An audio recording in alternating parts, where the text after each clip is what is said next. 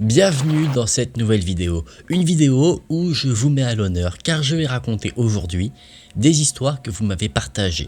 Que ce soit par mail ou sur Instagram, j'ai pris connaissance de certaines de vos histoires, pas toutes parce que c'est assez compliqué, et dans cette vidéo je vais vous en retranscrire 5. Je tiens à remercier tous ceux qui m'ont partagé leurs histoires, que ce soit celles que je vais présenter ici ou celles que je vais présenter dans le futur. La règle d'or de ce type de vidéo, c'est un maximum de respect pour les personnes qui partagent leurs histoires. J'espère que vous êtes prêts, et si c'est le cas, on est parti pour commencer avec la première histoire. J'espère que vous êtes prêts, et si c'est le cas, découvrons ensemble ces 5 histoires d'abonnés.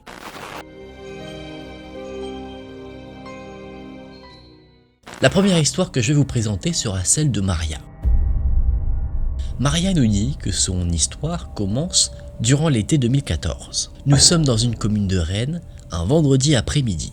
Ce jour-là, la maman de Maria était assez fatiguée, donc elle a demandé à Maria de lui rendre un service. Ce service était de passer chez, à cette époque-là, le beau-père de Maria pour lui demander qu'il prête un peu d'argent, une vingtaine d'euros à peu près. Maria est donc partie, mais elle a un peu trop prévu le coup, c'est-à-dire qu'elle était partie avec un peu trop d'avance. Elle est arrivée sur place alors qu'il n'était que 16 h, et elle savait que son beau-père lui terminait le travail aux alentours des 18 h ou dès 18 h 30, donc elle avait entre 2 h et 2 h 30 de temps à tuer. Elle était déjà sur place.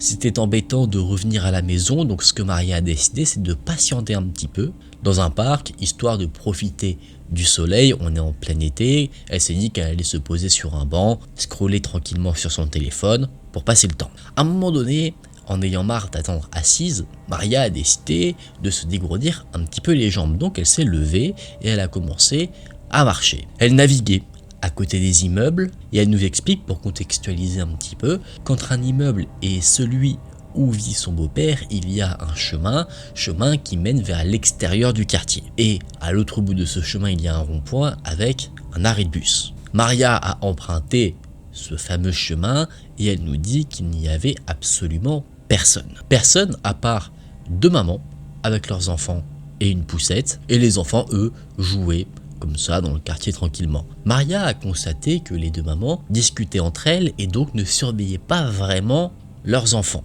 Maria, elle, patiente toujours, elle était au téléphone avec sa maman, et alors qu'elle regardait un peu autour d'elle comme ça, elle jetait un petit coup d'œil, pas inquiet ou quoi que ce soit, mais elle regardait ce qu'il y avait autour d'elle, et bien elle a remarqué qu'il y avait les enfants qui jouaient à se courir après, et elle a remarqué également qu'il y avait un homme assez grand, sans trop de cheveux, avec un manteau un peu lourd et un jean. D'abord, pas d'inquiétude pour Maria, elle se dit que c'est probablement le père d'un enfant. Et c'est en constatant cette scène que Maria réfléchit un petit peu. Il y a comme des souvenirs qui la frappent. Elle se rappelle que quand elle était dans le parc, là où il y avait les immeubles, eh bien elle avait vu les fameux enfants qui étaient au niveau du rond-point, mais elle n'avait pas vu l'homme. Donc elle commence à se poser la question de si cet homme a réellement un lien avec les enfants ou pas. Maria, qui n'était plus au téléphone avec sa maman, lui envoie un message. Elle envoie également un message à une de ses amies, et sa mère et son amie sont d'accord sur un point. Pour elle, Maria ferait mieux de s'en aller au cas où. Mais rappelez-vous, notre amie a une mission. Elle doit aller voir son beau-père. Maria reprend donc la route pour commencer à rentrer gentiment à la maison. Elle repasse par le fameux chemin. Maria s'écarte un petit peu une fois sortie du chemin, et elle constate que l'homme rentre dans l'immeuble où vit son beau-père, et elle arrive à voir un peu à l'intérieur ce que l'homme fait. Il se dirige vers les escaliers qui mènent à un parking. Donc Maria, qui à ce moment-là avait reçu un appel de sa maman qui s'inquiétait, la rassure en disant qu'a priori tout va bien. Sauf que, alors qu'elle allait repartir, elle jette un dernier coup d'œil en direction du fameux immeuble où l'homme est rentré, et elle se rend compte que l'homme n'est pas allé dans les escaliers, il est remonté. Il était devant la porte, à l'intérieur de l'immeuble, en train de regarder avec détermination Maria. Naturellement, Maria était extrêmement mal à l'aise. Avec une voix tremblante, elle a signalé cette information à sa maman, et sa mère lui a dit une seule chose: va-t'en. Maria s'exécute. Elle prend la route pour rentrer chez elle. Elle fait un peu le tour des immeubles pour sortir du quartier. Et à un moment donné, sentant que quelque chose ne va toujours pas, elle sent comme une pression sur ses épaules. Elle décide de regarder derrière elle. Et là, à sa grande surprise, elle constate qu'à quelques mètres derrière, il y avait l'homme qu'elle avait vu dans l'immeuble de son beau-père. Concrètement, dans cette situation-là, Maria est tétanisée. Elle tremble, à tel point que d'ailleurs, elle a énormément de mal à utiliser son téléphone. Elle sent qu'elle commence à avoir la voix qui faiblit, qu'elle a du mal à parler. Elle avait peur d'appeler sa mère ou la police parce qu'elle pensait que l'homme derrière elle pourrait l'entendre et que ça pouvait précipiter potentiellement les choses d'une manière extrêmement négative. Par exemple, elle pensait peut-être que si elle disait à sa mère « il me suit toujours », l'homme allait l'entendre et donc commencer à courir pour faire on ne sait quoi à notre amie Maria. Maria se dit donc une seule chose, c'est que pour sortir de cette situation qui l'effraie, elle aura besoin d'une aide extérieure. Elle ne pourra pas, selon ce qu'elle pense, s'en sortir toute seule. Et justement, alors qu'elle continue de marcher, elle aperçoit des femmes un peu plus loin, des mamans qui avaient peut-être la quarantaine d'années, et elle se dit bingo, c'est ma porte de sortie. Mais on a encore un problème, c'est que rappelez-vous, tellement apeurée par ce qu'elle vit, Maria sent qu'elle n'a pas vraiment de voix, elle a la voix cassée. En fait, en voulant parler, rien ne sort. Donc elle ne peut pas dire aux dames, s'il vous plaît, aidez-moi. Elle espère en fait réussir à attirer leur attention par un jeu de regard. Elle espère faire passer le message au travers de ses yeux que quelque chose ne va pas. Mais malheureusement, elle n'y arrive pas. Les deux femmes discutaient entre elles et donc elles n'ont pas du tout fait attention à Maria à ce moment-là. Donc Maria les a dépassés et l'homme, lui, a continué de la suivre. Et même pire que ça, il a accéléré le pas. Maria entendait ces bruits de pas qui, d'une part, se précipitaient et d'autre part, se rapprochaient. Donc là, elle se dit que cet homme va réussir à la rattraper. Mais c'est là qu'une autre porte de sortie se présente à elle. De l'autre côté de la rue, il y avait un homme avec son fils. Il était en train de se diriger vers sa voiture et donc Maria a compris qu'elle devait absolument réussir à attirer l'attention de l'homme. Elle s'est donc précipitée en courant pour traverser la rue et à ce moment-là, elle a également entendu que l'homme en faisait de même. Il avait accéléré d'abord les pas de sa marche. Là, sachant que Maria s'était mise à courir, il l'a suivie en courant. Heureusement, Maria a pu atteindre le père de famille avant que l'homme ne la rattrape et les yeux en pleurs, avec une voix tremblante. Elle a interpellé le père de famille qui est ressorti de sa voiture. Maria a eu beaucoup de chance. Elle a vraiment eu un timing incroyable. L'homme a écouté Maria et il a remarqué effectivement que l'homme qui la suivait, voyant qu'elle avait réussi à atteindre le père, avait fait demi-tour et était reparti vers là où il y avait tous les immeubles. Maria était dans tous ses états. Le père a appelé la police en compagnie de Maria. La police a pris le témoignage de Maria. Elle a pu faire une description de l'individu. Le père de famille a également confirmé ce qu'a pu dire Maria. Après cela, le père a attendu avec Maria que sa mère ne vienne la chercher. Maria a pu rentrer chez elle saine et sauve. Après cette expérience qui l'a marquée, elle n'est pas sûre et certaine de ce que lui voulait l'homme qui la suivait. Bien sûr, il y a la théorie où elle pense que potentiellement il voulait lui faire du mal, mais ce qu'elle pense en tout cas, c'est que cet homme devait apprécier le fait de l'avoir terrorisé. Il devait en fait aimer avoir une emprise par la terreur sur quelqu'un. Quoi qu'il en soit, on ne peut qu'espérer que cette personne a été retrouvée pour être mise hors d'état de nuire, et on ne peut être qu'heureux que Maria, elle, s'en soit sortie, bien que je suppose elle a eu des séquelles psychologiques, sans séquelles physiques.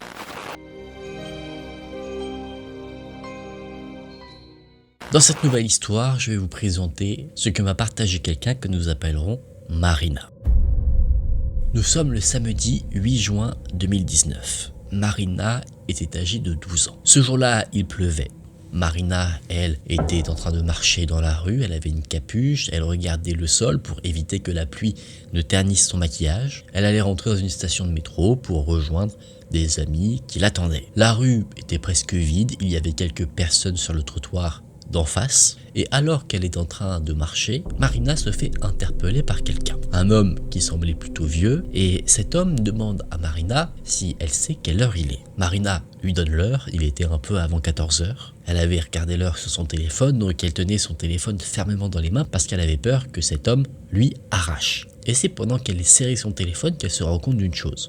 L'homme avait son téléphone à lui dans la main, donc c'était surprenant qu'il demande l'heure alors que son téléphone pouvait lui donner. Mais au-delà de ça, ce que Marina a remarqué, c'est que l'homme sur son téléphone regardait du contenu pour adultes. Sur place, Marina se fige car elle comprend immédiatement à qui elle a affaire. Elle a affaire à un vieux pervers. Et avant qu'elle ne puisse agir d'une quelconque manière, l'homme lui pose une question. Il lui dit, avec un sourire extrêmement malsain, « Est-ce que toi aussi, tu crées comme ça ?» Une question complètement déplacée, qui met Marina d'autant plus mal à l'aise, et heureusement, elle a pu partir sans que l'homme ne puisse faire quoi que ce soit d'autre. Elle a immédiatement appelé sa mère, qui n'était pas très loin. Sa mère l'a récupérée. Elle a été consolée, bien prise en charge, rassurée par sa famille. Elle a quand même pu ensuite sortir avec ses amis.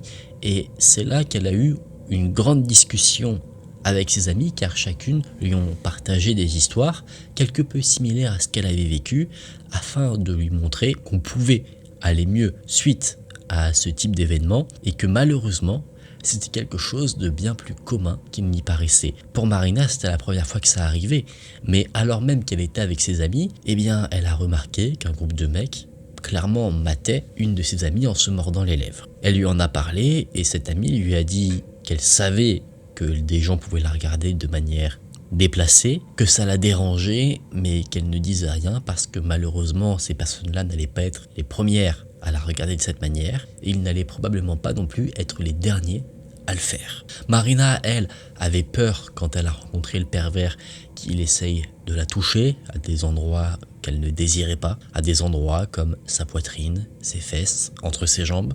Heureusement, bien que dans certaines situations ça peut être le cas, Marina dit qu'elle n'a jamais eu le sentiment de culpabilité. Elle sait qu'elle n'a rien fait pour provoquer la situation qu'elle a vécue. Il est vrai que dans certains cas, des victimes de ce type de comportement pensent avoir fait quelque chose qui a provoqué le comportement déplacé d'une personne, alors que ce n'est jamais le cas. Le problème, ce n'est jamais la victime, c'est toujours la personne qui vient importuner. Je voulais profiter de cette histoire pour faire un rappel. Je trouvais qu'il était important de parler de ce type de situation qui concrètement effraie et qui arrive malheureusement bien trop souvent.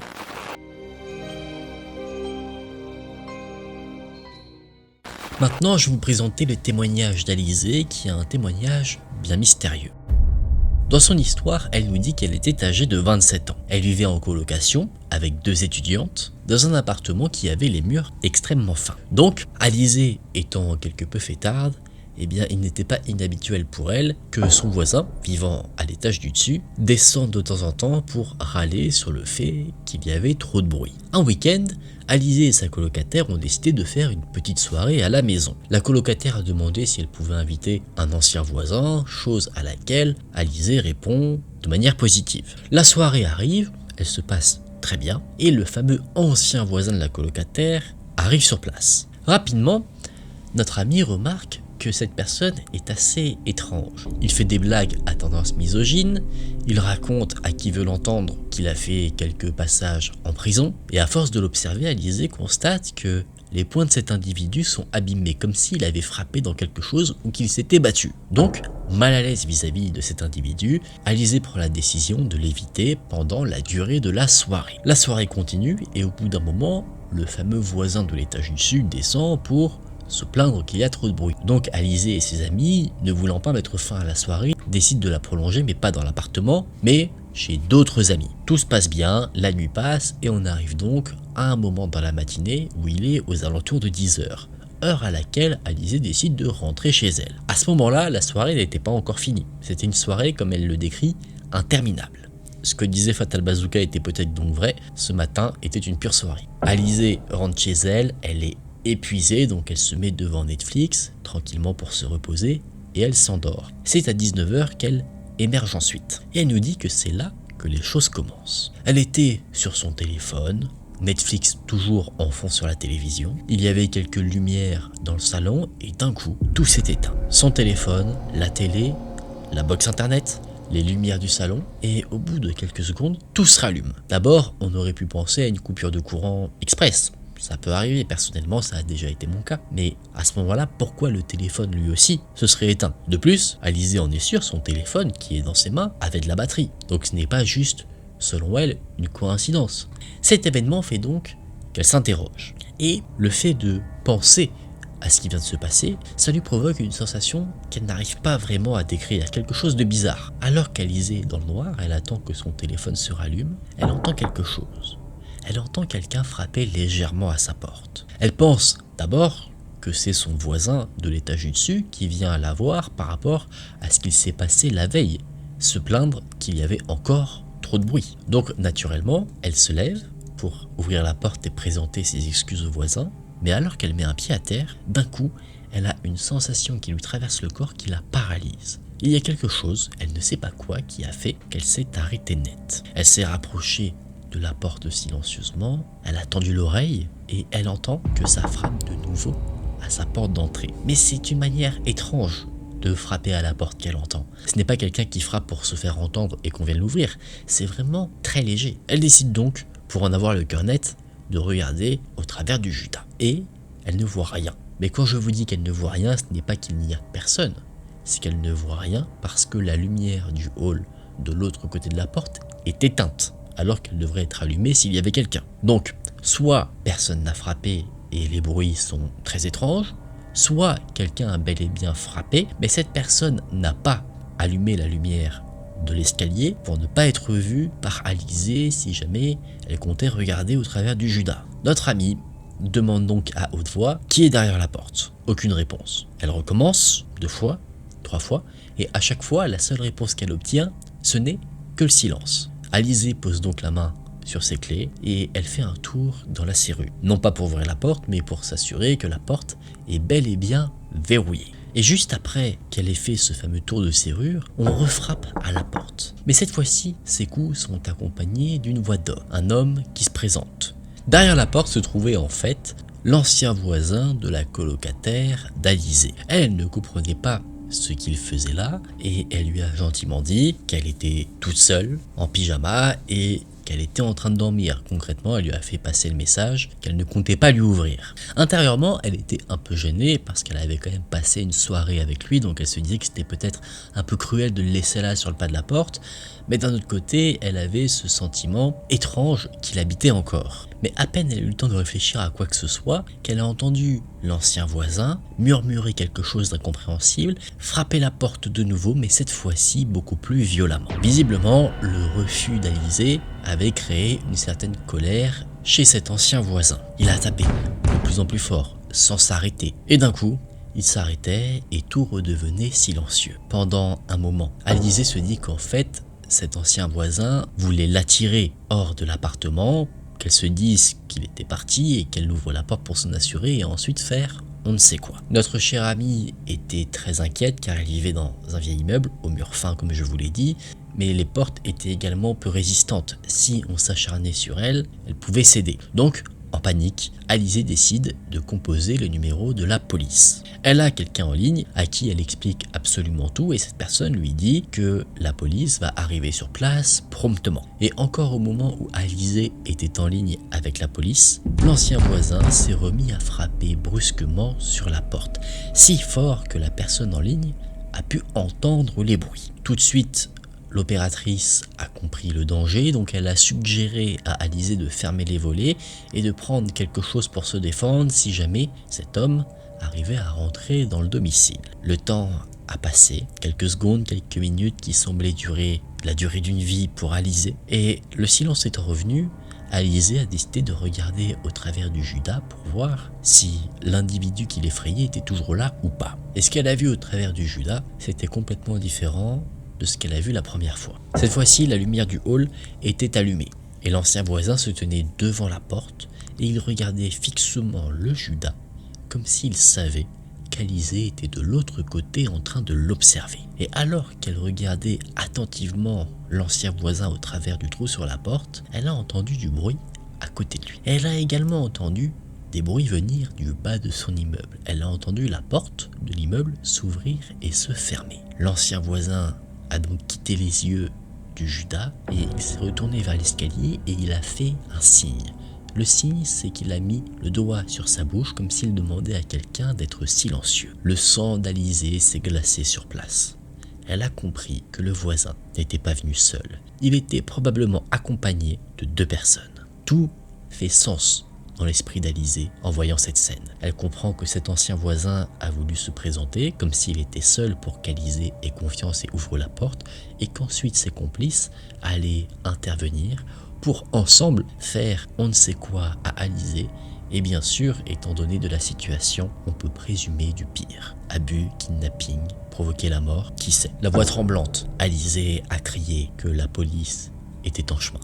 Et après ces quelques mots, l'homme l'a insulté de tous les noms. Il s'est de nouveau énervé sur la porte, mettant même des coups de pied dans celle-ci, si fort que Alizée en est certaine, la porte a bien failli céder. Pris de panique, elle s'est précipitée dans la chambre de sa colocataire. Elle s'est cachée dans un placard avec dans la main un couteau qu'elle avait pris pour se défendre, et elle était tellement en panique qu'elle entendait littéralement son cœur battre dans sa poitrine. Au bout d'un certain temps, l'interphone au domicile d'Alizée a sonné. C'était la police. Elle a attendu que la police soit devant la porte, qu'elle puisse voir les officiers de police dans le Juda pour ouvrir. Malheureusement, l'ancien voisin et ses complices avaient pris la fuite avant que la police n'arrive. Effectivement, ils n'ont pas été retrouvés dans l'immeuble. Néanmoins, les agents de police ont rassuré Alizée, lui disant qu'ils allaient patrouiller dans le quartier quelque temps, et après que la police soit partie, Alizée s'est évanouie et elle a même vomi au moment où l'adrénaline et la peur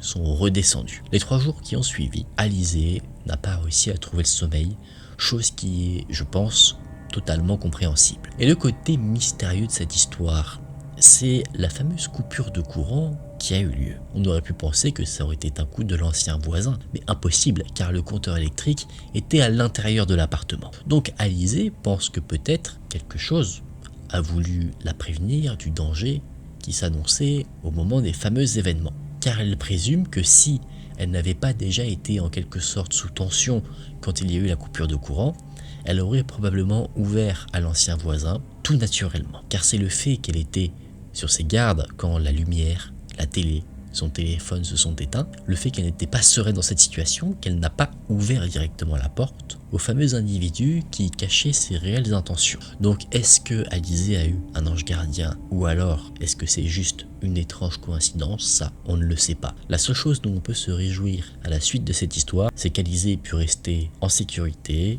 et qu'elle aille bien aujourd'hui. On ne peut qu'espérer qu'elle n'ait jamais revécu d'événements du même acabit et qu'elle est aujourd'hui très heureuse dans ce qu'elle fait.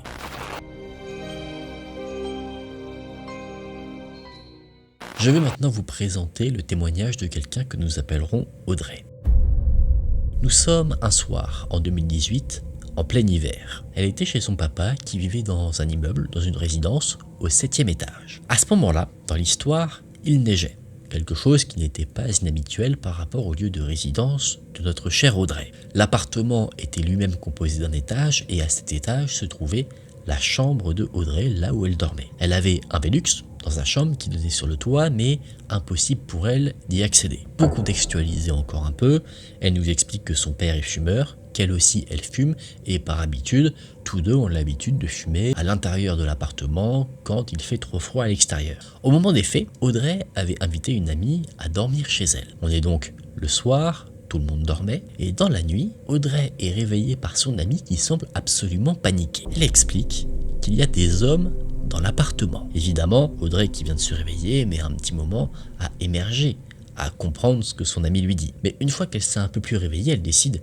de descendre parce qu'elle a entendu son père parler avec une voix assez grave.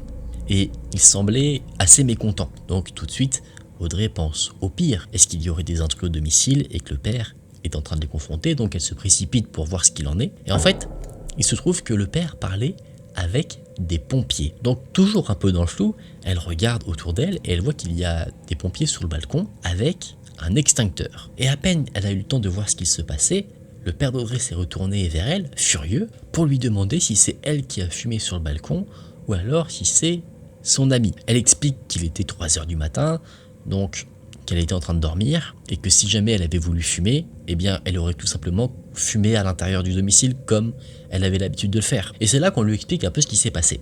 En fait, il y a un pot de fleurs sur le balcon qui a pris feu. Et un voisin, qui était réveillé tardivement, voyait à sa fenêtre des morceaux de braise. Des morceaux de braise qui tombaient, donc qui venaient de l'appartement du dessus, celui où vivait Audrey, et donc c'est lui qui a appelé les pompiers. Mais ce qu'Audrey ne comprend pas, c'est que déjà, le pot de fleurs avait pris feu, mais il restait encore de la terre dedans, et l'appartement était au 7e étage, donc il n'y avait aucun moyen d'accéder au balcon, aucun voisin ne pouvait escalader, enfin si on n'était pas dans l'appartement c'était impossible d'y aller, donc elle ne comprend pas comment ce feu a pu se déclencher, et avec la chaleur, il y avait un truc en plastique à côté qui avait commencé à fondre, et Audrey comprend pas du tout comment c'était possible qu'il y ait eu un feu et que ça se propage autant, avec le froid qu'il y avait dehors. En plus de ça, il neigeait et il ne semblait pas y avoir d'éléments qui auraient pu causer ce feu. Donc, bien que le père d'Audrey pense que c'est soit elle ou soit son ami qui a fumé et qui a peut-être jeté un mégot pas éteint dans la plante, Audrey pense elle à un phénomène naturel, car la terre dans le pot n'avait pas été changée depuis un long moment, c'est-à-dire qu'elle était déjà là pendant l'été, et elle se dit que peut-être c'est un choc thermique, un choc de température qui a fait ça. Après, on peut avoir, ça c'est pas dans les théories d'Audrey ou de son père, mais on peut se dire potentiellement qu'il y a un système de combustion spontanée qui pourrait fonctionner, je sais pas, je m'y connais pas du tout. On peut se dire, sachant qu'on a quelque chose qu'on n'explique pas vraiment, une cause paranormale, mais vraiment il est fort probable qu'on puisse expliquer ce qui s'est passé. On peut envisager aussi l'incendie volontaire, donc l'incendie criminel, mais selon ce que dit Audrey, c'était pas possible, donc je présume en plus de ça, vu l'étage où s'est passé les événements, qu'il n'était pas possible non plus de jeter quelque chose. C'est assez compliqué, et donc cette histoire reste une histoire assez mystérieuse. N'hésitez pas vous en commentaire à dire peut-être que vous aurez des réponses, ce que vous en pensez. Est-ce qu'il est possible qu'un pot de fleurs puisse prendre en quelque sorte feu tout seul avec un choc thermique? De ce que j'ai pu voir, il est possible qu'un pot de fleurs prenne feu avec les engrais, les produits chimiques qu'il peut y avoir dedans, et un simple mégot de cigarette peut effectivement mettre le feu, et ça prendra quelques heures à se propager. Donc alors il est possible, évidemment c'est quelque chose qu'on peut se dire, que avant d'aller dormir quelqu'un a fumé une cigarette, il y a eu une cigarette qui a été mise dans le pot de fleurs ou que sais-je, et il faut savoir de ce que j'ai vu que ça peut prendre 4 ou 5 heures pour que vraiment le feu prenne. Donc peut-être que c'est ça, et ça pourrait expliquer tout simplement ce qui s'est passé. Après, de ce que Audrey raconte, on était en hiver, donc tout le monde avait plutôt tendance à fumer à l'intérieur. Je pense qu'effectivement, il y a des explications tout à fait possibles, mais laquelle est la bonne dans cette histoire, ça, je ne saurais le dire.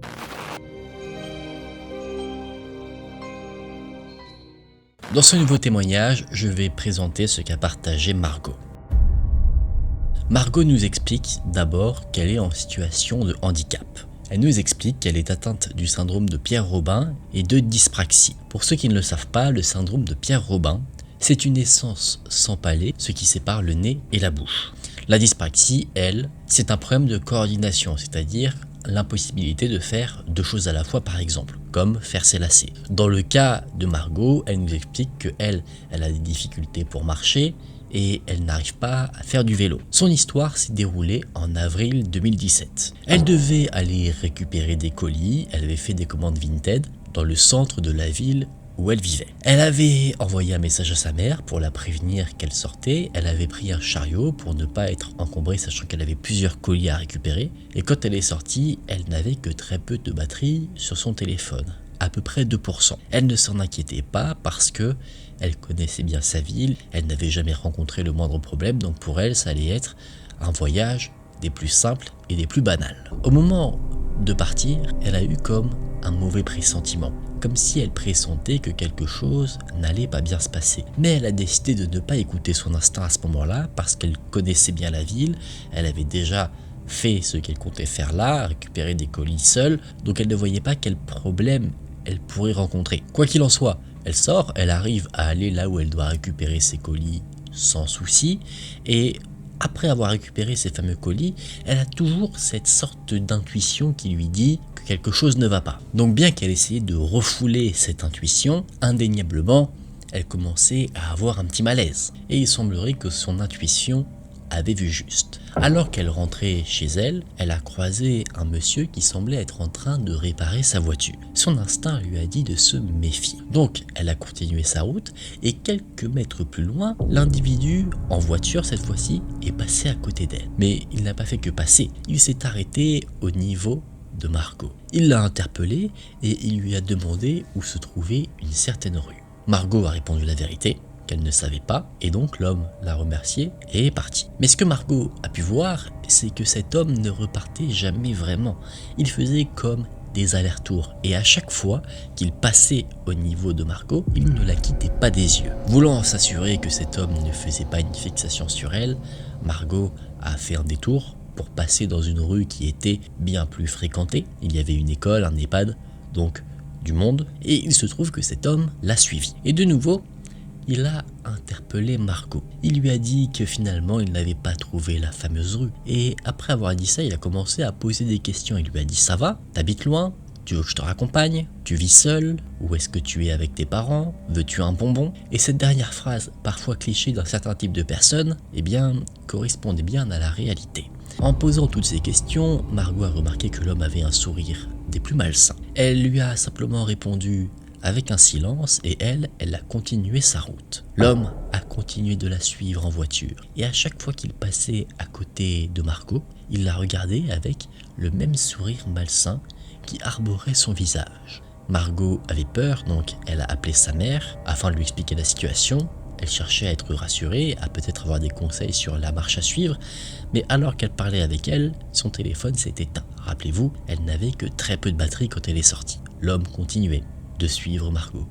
Et elle, étant en situation de handicap, ne pouvait pas courir. Et n'ayant plus de batterie, elle ne pouvait pas non plus appeler une quelconque aide. Elle voulait rentrer chez elle, mais elle avait peur de le faire parce qu'elle avait ce sentiment que cet individu allait la suivre et une des choses qu'elle voulait éviter, c'était que cet homme sache où elle vivait. Donc, paniquée, en tremblant, elle a décidé de rentrer non pas chez elle directement, mais chez un voisin. Le voisin a accueilli Margot, elle lui a tout expliqué, et ce voisin est donc sorti pour voir si l'homme au volant de son véhicule était dans les parages. Ce n'était pas le cas. Donc la femme du voisin, qui était présente également, a raccompagné Margot chez elle, en toute sécurité, et Margot a pu retrouver la sécurité de son domicile sans encombre. Elle a pu se remettre de cette situation qui l'a paniquée, et son histoire à elle s'arrête ici. Mais c'est quelques années plus tard qu'elle a appris d'autres choses. En racontant cette histoire à d'autres personnes, elle a appris que cet individu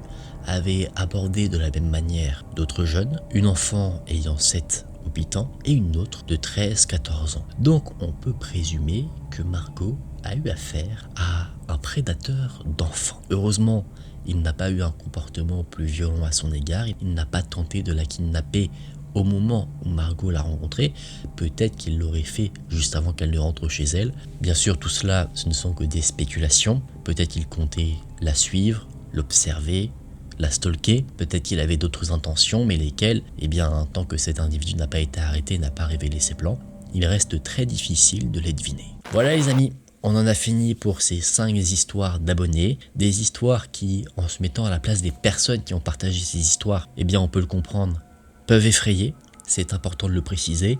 Il y a beaucoup d'histoires qui reflètent de choses qui se passent bien trop souvent, le fait que les femmes sont souvent suivies par des personnes mal intentionnées, qui sont importunées. Je trouve que c'est aussi important d'en parler, de sensibiliser un maximum. Ce qui est aussi, je pense, bon à dire, c'est que parfois, on voit qu'il y a la recherche d'une aide extérieure. Alors je le dis souvent, mais je n'ai pas la bonne parole sur la marche à suivre quand on assiste à ce genre de comportement. J'ai tendance à penser que si on est témoin d'une situation comme une des situations que j'ai pu présenter dans cette vidéo, il est bon d'intervenir pour essayer de désamorcer la situation, car généralement, de ce qu'on peut voir, notamment avec la première histoire, où eh bien, la personne qui a partagé le témoignage cherchait une aide extérieure, d'abord les femmes d'une quarantaine d'années et ensuite le père de famille, et justement le fait de prendre contact avec le père de famille, ça a fait que l'homme qui la suivait a pris la fuite. Donc parfois, ça peut permettre de désamorcer la situation. Il faut rester vigilant, je pense, à ce qui nous entoure pour faire attention si jamais ce genre de circonstances peuvent se produire. Je le répète, c'est mon avis personnel, peut-être que je fais totalement fausse route et vous êtes complètement libre de me dire en commentaire quelle serait la meilleure attitude à avoir dans ce genre de circonstances. Quoi qu'il en soit, je remercie encore une fois profondément les personnes qui m'ont partagé leurs histoires, celles que j'ai partagées ici et celles que je n'ai pas encore partagées. Sachez que j'ai fait très attention, je les regarde toutes. J'espère que cette vidéo vous a intéressé, je vous invite à laisser un j'aime et à vous abonner à la chaîne. Si vous souhaitez me rejoindre sur Instagram, je vous la fais juste ici, AkenTV. Vous pouvez également là-bas m'envoyer une histoire qui vous est arrivée, que ce soit une histoire un peu mystérieuse, une histoire qui vous a effrayé. Je suis ouvert à tout type d'histoire, même des histoires un peu insolites. Si vous préférez, vous pouvez toujours toujours utiliser le mail qui se trouve dans la description. Merci d'avoir regardé la vidéo jusqu'à la fin. Moi je vous dis à très vite dans une prochaine vidéo. Prenez soin de vous, c'était Aken. Salut!